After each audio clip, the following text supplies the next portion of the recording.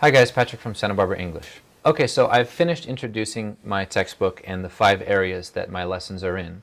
And I mentioned communication, which is, other than vocabulary and grammar, the ways that we communicate.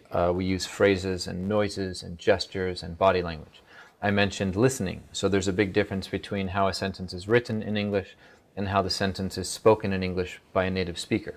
I mentioned culture, that when you learn a language, you're trying to connect to those people.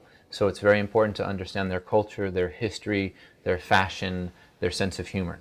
I mentioned missing vocabulary. So most people study vocabulary and grammar in school, but there still are a lot of areas that they don't study for different reasons.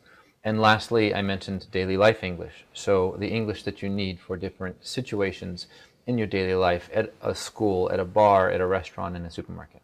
Okay, so those are the 5 areas, and I'm going to be posting my lessons as fast as I can. I will try to make them as short and as efficient as I can, but don't be afraid to watch a video if it's more than 10 minutes.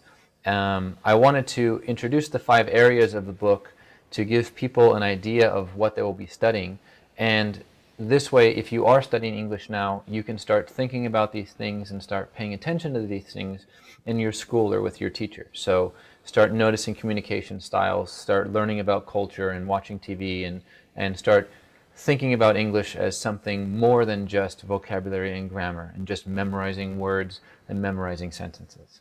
Okay, so thanks for watching. Here we go.